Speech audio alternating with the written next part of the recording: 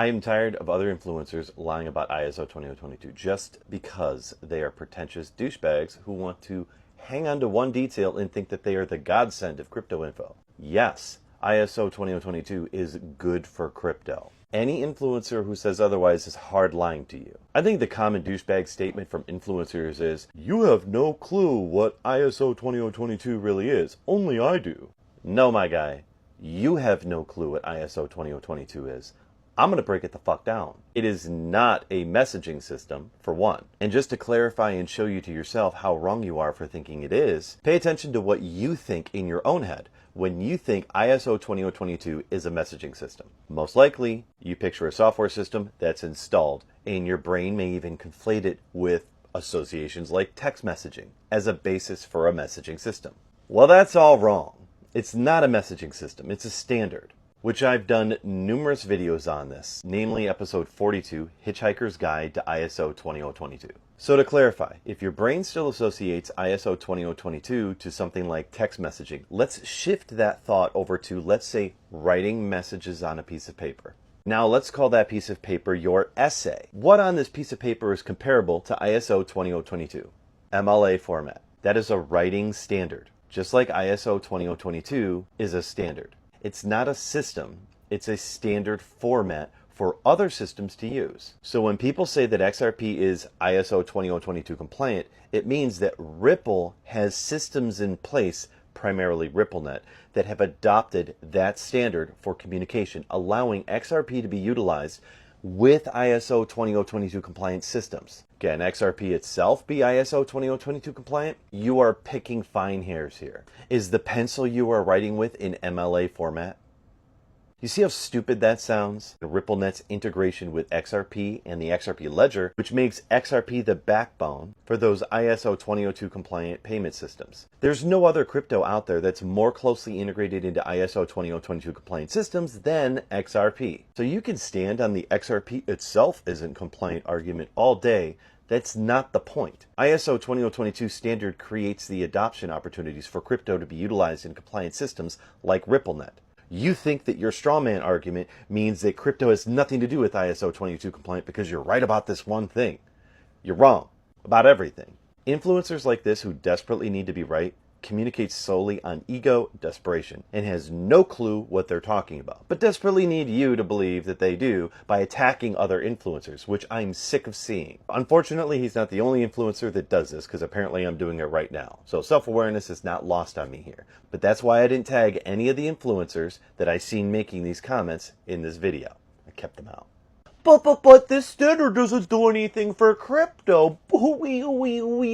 Wrong. Like always, wrong. Let's focus on Ripple as an example. And you'll see why soon. Ripple was the first blockchain company to adopt this standard. Ripple joined as a member of the ISO 20022 Registration Management Group, the technical committee responsible for financial services standards. I think they did it back in 2020. Membership grants them participation in defining the standard's business messaging schema and implementation guidelines.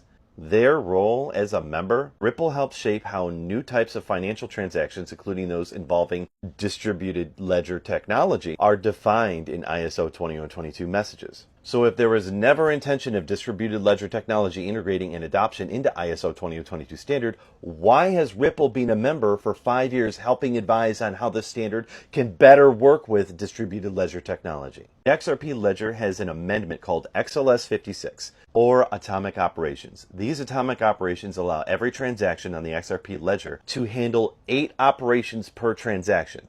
These complex and coded operations bundle or batch every aspect of a transaction.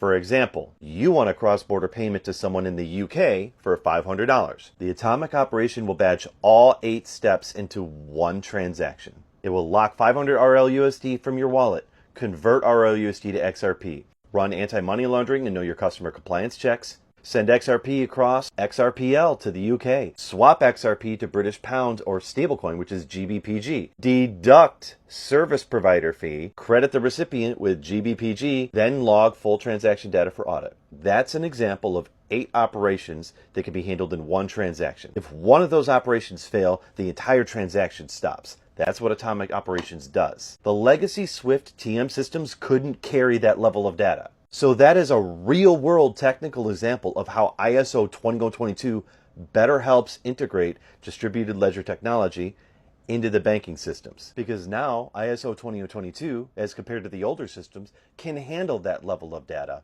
And if you don't believe me, fact check me. You can define multi-step transaction chains using group header message identification, instruction identification, end-to-end identification. These can support external atomicity triggers when paired with programmable smart contracts or settlement engines like XRP Ledger.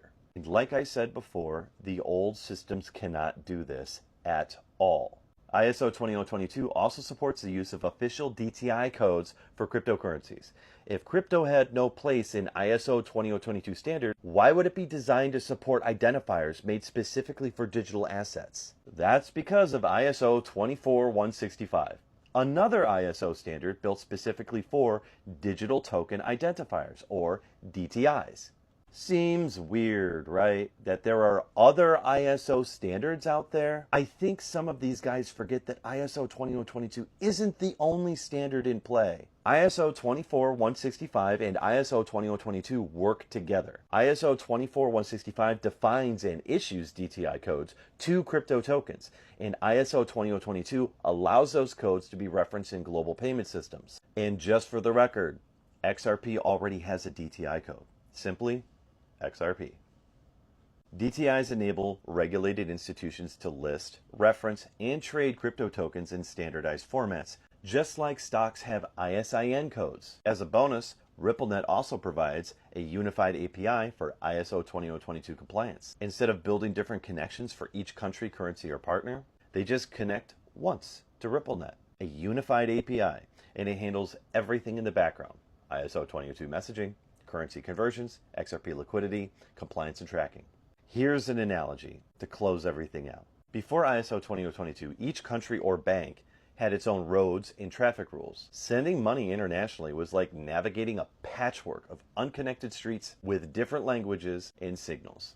ISO 20022 paves all those roads into a uniform superhighway with standardized signage and lanes. Now, any vehicle or payment that can drive on ISO 20022 roads can reach any destination with no confusion. Every transaction follows the same rules. This analogy that I'm giving you, RippleNet and XRP are the high-speed trains or electric cars on that superhighway. They clear customs instantly, use almost no tolls. And getting away from the analogies, as more banks adopt ISO 20022, traffic grows exponentially, which is exactly how ISO 20022 will boom the market. By unifying data formats and APIs globally, ISO 20022 effectively plugs crypto and blockchain systems into the mainstream payment rails.